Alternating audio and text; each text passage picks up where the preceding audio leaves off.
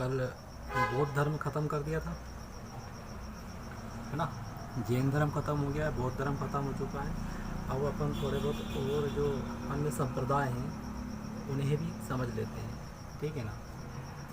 तो यहाँ पर जो अन्य संप्रदाय हैं, तो उसमें सबसे पहला संप्रदाय हम देखते हैं अन्य संप्रदायों में आजीवक संप्रदाय। कौन सा संप्रदाय? आजीवक संप्रदाय।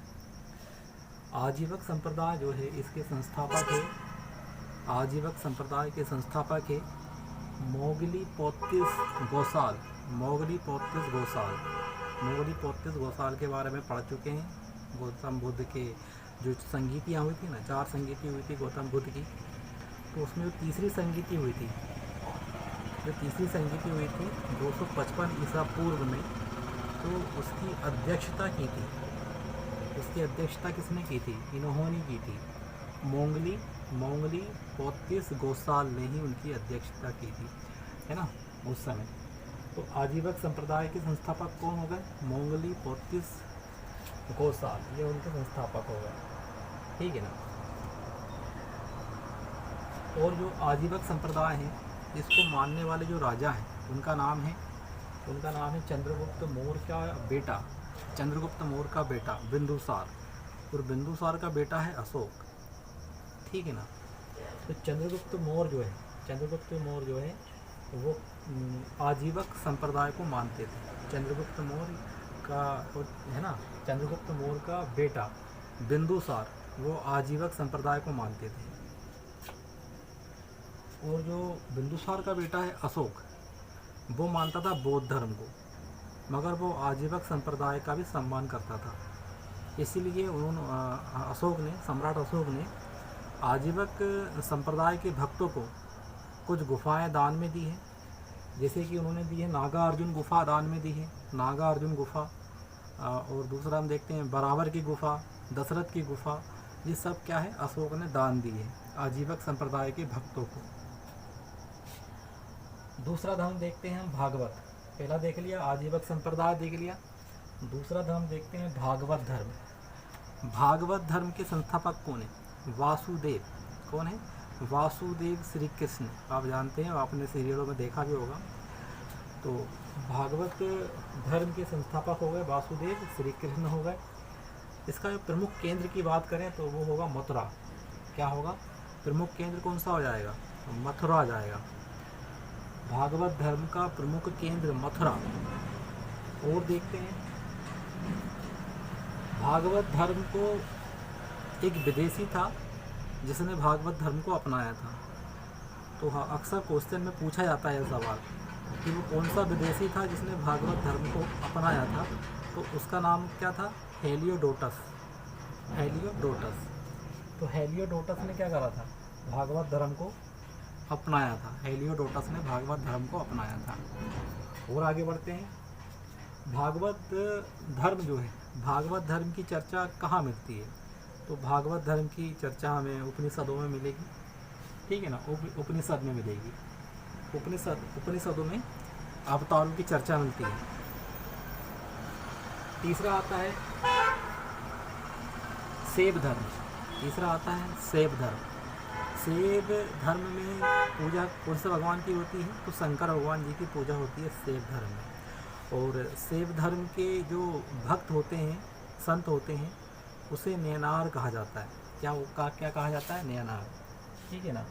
शैव धर्म में शंकर जी की पूजा होती है, और वो उनके जो संत होते हैं उसे क्या कहा जाता है? तो उसे कहा जाता है नयनार। और जो शैव धर्म है वो गुप्त वंश में ही सबसे ज़्यादा पनपा था। गुप्त वंश में ही इसका विकास हुआ था, और दक्षिण भारत में इसका विकास सबसे ज़्यादा हुआ था। कहाँ हुआ था? दक्षिण भारत में इसका विकास जो है सबसे ज़्यादा हुआ था। तो देखो, सिंधु सभ्यता में भी हमको पशुपतिनाथ मिले थे। सिंधु सभ्यता जब हमने पढ़ा था तो उसके अंदर जब हमने देखा था कौन सा? मोहनजोदड़ो, तो उसके अंदर हमें पशुपतिनाथ की मूर्ति मिली थी, मगर वहाँ जो लिखा हुआ मिला उसको पढ़ा नहीं जा सका, ठीक है ना। तो पहला साक्ष्य तो मिला हमको शंकर जी का, पहला साक्ष्य तो मिला, मगर वो प्रमाणित नहीं था, ठीक है। पहला प्रमाणित नहीं था। पहला साक्ष्य क्या था? पशुपतिनाथ मिले थे सिंधु सभ्यता में, जो अप्रमाणित थे, ठीक है। दूसरा साक्ष्य हमको मिलता है मत्स्य पुराण में, शिवलिंग के बारे में चर्चा होती है। दूसरा पुराण हमको कहाँ मिलता है? मत्स्य पुराण में, इसमें शिवलिंग के बारे में चर्चा होती है। तो ये दूसरा पुराण है जो क्या है? प्रमाणित है। ठीक है। अब शैव धर्म वाले परमात्मा को मानते थे, शैव धर्म वाले परमात्मा को मानते थे। और दक्षिण भारत के अंदर एक और वंश था, पल्लव वंश भी था, है ना। दक्षिण भारत में कौन सा वंश था? पल्लव वंश था। अभी आगे पढ़ेंगे उसके बारे में तो आपको बहुत अच्छे से क्लियर हो जाएगा। अब देखो, शैव धर्म की 4 शाखाएं थी। शैव धर्म की कितनी शाखाएं थी? शैव धर्म की 4 शाखाएं थी। तो उन चारों शाखाओं को देखते हैं। तो सबसे पुरानी शाखा को ये बात करते हैं तो पशुपतिक जो है सबसे पुरानी शाखा थी शैव धर्म की। और पशुपत में जो संत होते थे, पशुपतिक में जो संत होते थे उसे नयनार कहा जाता था। दूसरी शाखा देखते हैं कपालिक, शैव धर्म की दूसरी शाखा कपालिक। इसके अंदर जो इसके कपालिक के अंदर जो होते हैं तो मानव कंकाल जो होता है, मानव कंकाल होता है तो उसकी खोपड़ी में खाना खाते हैं इसको मानने वाले, ठीक है ना। कपालिक धर्म को जो है, कपालिक शाखा जो है, कपालिक शाखा के लोग क्या करते हैं? मानव कंकाल की खोपड़ी में भोजन करते हैं, ठीक है। दूसरा क्या है कि ये भस्म लगाते हैं और नागा साधु के रूप में रहते हैं, ठीक है ना। और भांग खाते हैं, मतलब जो अघोरी साधु होते हैं ना वही। तो वो कौन से होंगे? कपालिक शाखा के होंगे। तीसरा आएगा इसके अंदर कालमुखी, तीसरी शाखा कालमुखी। कालमुखी के अंदर सिर्फ मानव कंकाल में खाना नहीं खाते हैं, मानव कंकाल की खोपड़ी में खाना नहीं खाते हैं, बाकी सारे काम करते हैं जो कपालिक में करते थे। तो कालमुखी वाले भी क्या करते हैं? भस्म लगाएंगे, ठीक है ना, भांग खाएंगे, है ना। और इसके बाद नागा बाबा के रूप में रहेंगे। तो ये सारे काम इसमें ही मिलेंगे। और चौथी शाखा आएगी शैव धर्म की, चौथी और आखिरी शाखा आएगी हमारी लिंगायत शाखा। कौन सी आएगी? लिंगायत शाखा।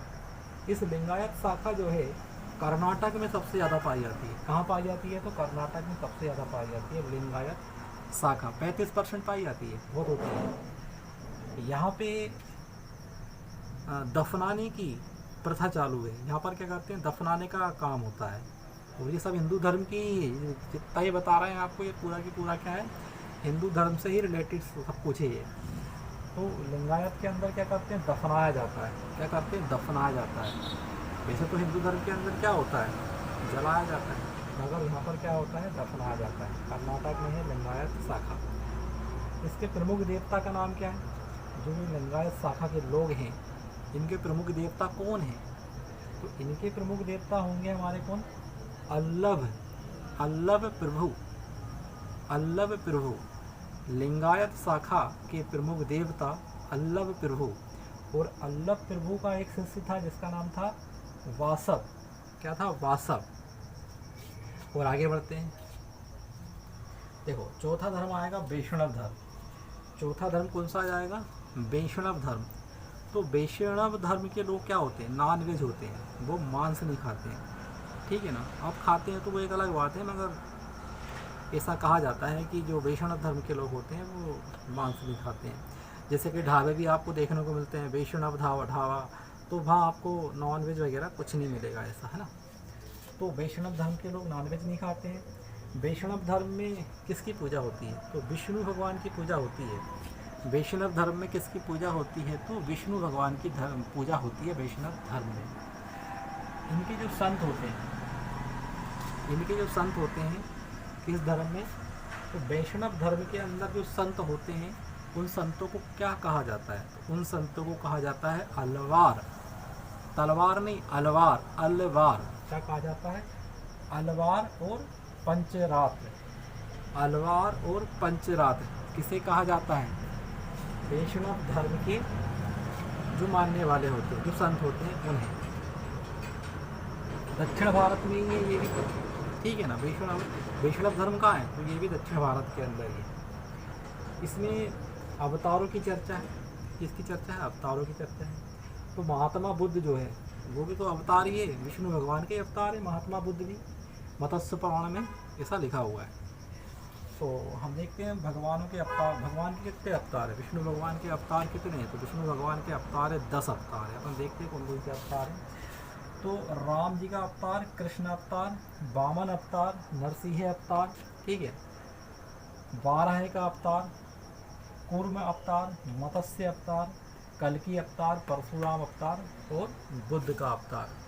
तो जिसमें सबसे जो फेमस अवतार है वो 2 ही हैं, हरे रामा हरे कृष्णा, मतलब राम जी का अवतार और कृष्ण जी का अवतार, ये सबसे फेमस अवतार हैं। तो आई होप इस वीडियो से आप कुछ ना कुछ सीखे होंगे। तो प्लीज़ मेरी वीडियो को लाइक कीजिए, सब्सक्राइब कीजिए। So thank you. जय भारत माता की जय।